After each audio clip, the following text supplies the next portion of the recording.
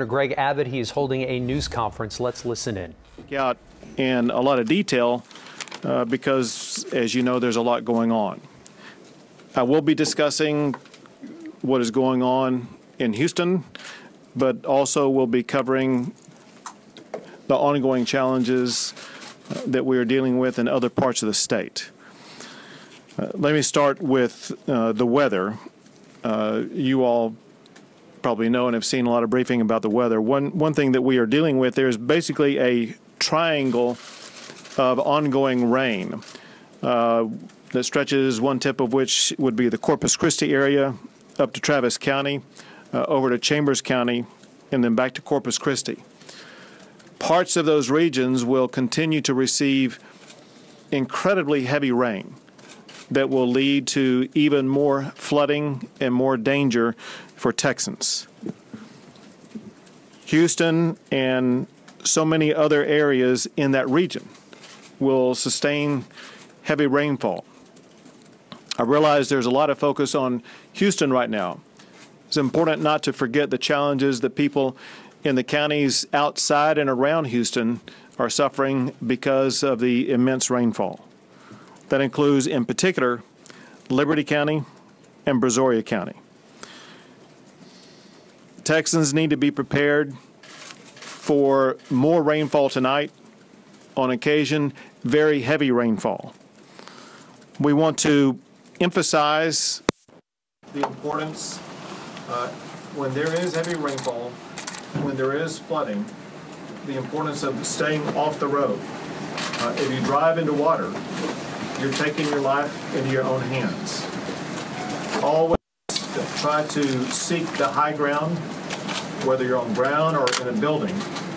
Get as high as you can.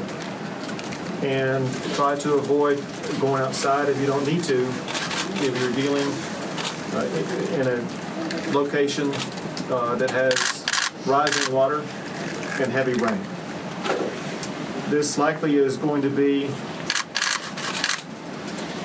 an historic rainfall, an all-time record in the amount of rain that is sustained in certain regions. I also want to emphasize to our fellow Texans that there will be locations today, tonight, and tomorrow that will continue to have tornado action. So Texans need to constantly be watchful and hopefully have the ability to stay tuned to information about tornado warnings and watches. I'd like to break down what agencies in the state of Texas are doing. First, with the National Guard and the State Guard combined. We have now activated 3,000 National Guard and State Guard service members, serving all the way from Houston to Victoria, over to Corpus Christi and parts in between. They've activated 500 vehicles, 6 shelters, and 14 aircraft. The Texas Department of Transportation has deployed 400 people. They're involved in recovery missions in Corpus Christi and Victoria primarily right now. They, in those areas, are involved in removing debris as well as repairing signs. So one positive about where we are right now is that TxDOT and other agencies and the city and local folks in the Corpus Christi region are in the early stages of the rebuilding process. The Texas Department of Transportation is also working to restore the ferry service to Port Aransas. There are right now more than 250 highway closures in the state of Texas in that triangle region that I mentioned earlier. We have electronic message boards that are providing real-time information. If you are seeking information, road closures, you can go to drivetexas.org. drivetexas.org to find out if there are road closures.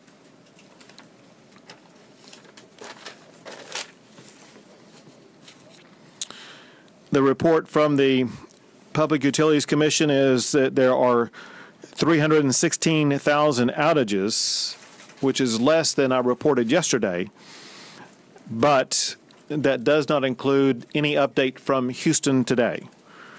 They are working as fast as possible to continue to reduce those outages with the decrease of wind and decrease of weather in regions like Corpus Christi, Rockport, Victoria, etc. That will enable them to move even more swiftly to reduce those outages.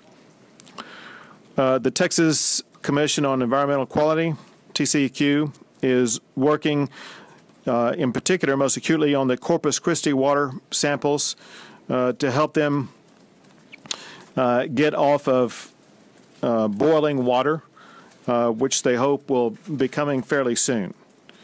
And they are also working swiftly with communities to help other communities get back to a reliable water source as quickly as possible. We have in the state of Texas, Texas Task Force 1 and 2. These are emergency responders that are affiliated with the Texas Division of Emergency Management. And there are 400 of their members who are engaged. And they provide primarily search and rescue missions as well as other activities. But they're working in multiple places, including in Houston, in Victoria, still in the Corpus Christi, Ingleside, Aransas Pass, and Rockport areas on search and rescue missions. Along those lines, as far as search and rescue missions are concerned, but also as well as other assistance is concerned, assistance is pouring in from across the country. Both helicopters as well as other resources have been provided by at least the following states, and hopefully I'm leaving none out: Nebraska, Tennessee, Utah, California, Missouri, Ohio, Arizona, and New York. And that, of course, is in addition to resources that are being provided by the federal government. But I want to extend my deep gratitude to our fellow Americans who are pouring in support from other states and providing resources that are needed to help us deal with these challenges. From Texas Parks and Wildlife, there are about 100 game wardens who are working on water rescue as well as other missions, and they are receiving assistance also from Louisiana and Florida. They are using over 60 vessels, and as one example, water rescue missions around the Bastrop area yesterday. They are continuing patrols in the Rockport area and the Houston area, and in airboats around the Galveston area. The Texas Department of Public Safety, they now have assigned 1,750 DPS officers to work in this triangle area that I mentioned before, in between Corpus Christi, Travis County, over to Chambers County. They have close to 500 DPS officers currently assigned in the Houston area to help deal with that situation. The report from the Red Cross is they are serving about 130,000 meals a day. And they have heavy activity in the Corpus, Victoria, and Houston areas. There are a lot of people across the state of Texas, frankly, across the country, even outside the country, who are wanting to help. And the best way that you can provide the help that can best assist Texans in need is by providing that help through the Red Cross. And there's two ways you can contact them. One is redcross.org. That is redcross.org, or call 1-800-RED-CROSS and indicate that you're trying to provide assistance and help for the people in the state of Texas, and the Red Cross will be the best way to do that. From our health team, among the long list of things they are doing, they are sending about 92 ambulances to the Houston, Texas area to help them deal with their challenges, as well as sending a mobile medical unit to Houston, Texas, which, when fully implemented, is basically a standalone hospital facility. On transportation, we are still moving hundreds of evacuees to safe locations. That includes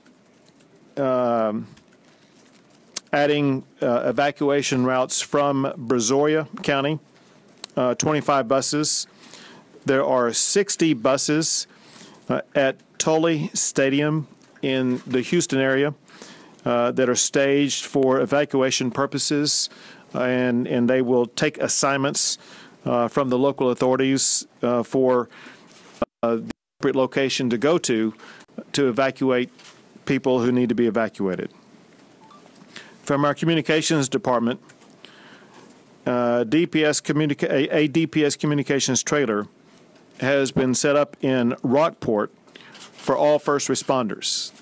As you may know, the ability to communicate electronically is very difficult in that region. It's essential in order to restore the type of order that we need, that we have the ability for all first responders to communicate, and that trailer now does exist for that purpose. That covers the entire Rockport area, as well as all of Aransas County, as well as Ingleside.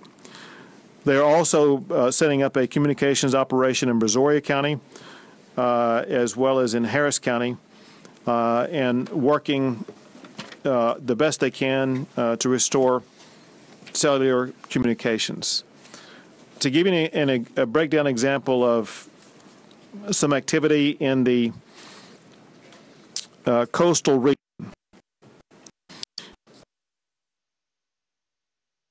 A lot of vital information from the governor's office coming out today about the efforts that are underway to assist those in our area who need help in this severe flooding event. Those regions about 250 DPS officers. They are involved in security operations, as well as any type of rescue operations that are needed. They've been in contact with local leaders such as Mayor McCombs in Corpus Christi, as well as Nueces County Judge, and they're working to help out with Port Aransas. They've set up their regional distribution centers that are set up for. We'll continue to stream this news conference for you on click2houston.com. For now,